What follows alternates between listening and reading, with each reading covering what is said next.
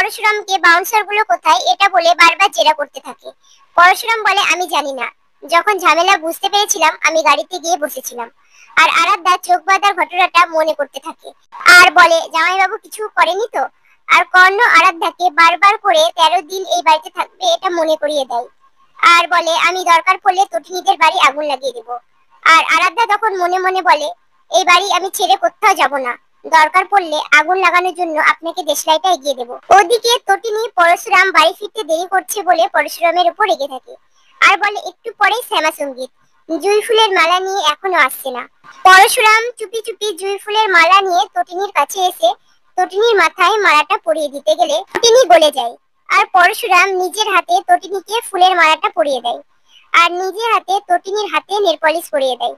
আর তটিনীর কানে কানে I love you বললে তটিনীও আই লাভ ইউ টু বলে আর পিকো সেটা শুনে ফেলে। আর তটিনী অনুষ্ঠানে যাবে বলে রেডি হতে গেলে শীতল পরশুরামকে ফোন করে আর বলে তোমার আয়ু রেখা খুব কম। পরশুরাম তটিনী সামনে থাকায় চুপ করে থাকে। আর তটিনী অনুষ্ঠানে যাওয়ার জন্য পিকো লাড্ডুকে নিয়ে বেরিয়ে গেলে পরশুরাম তখন শীতলকে বলে তুমি আমাকে খুন করতে চেয়েছিলে। আর শীতল পুরনো ভালোবাসার কথা পরশুরামকে মনে করিয়ে দিতে গেলে পরশুরাম বলে আমার জীবনে একটাই নারী আর সে হচ্ছে তটিনী।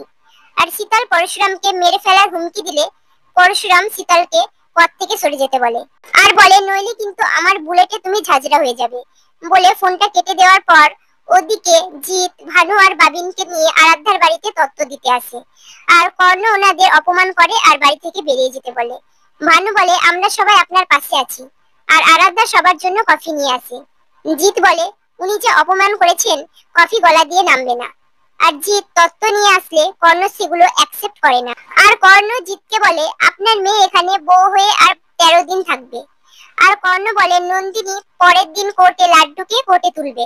আর জিৎ এটা সলিউশন জিজ্ঞেস করলে কর্ণ বলে এটা থেকে বাঁচার জন্য লাড্ডু আর তটিনীকে তুলে নিতে হবে। জিৎ ও কর্ণর প্ল্যানে রাজি হয়ে যায়।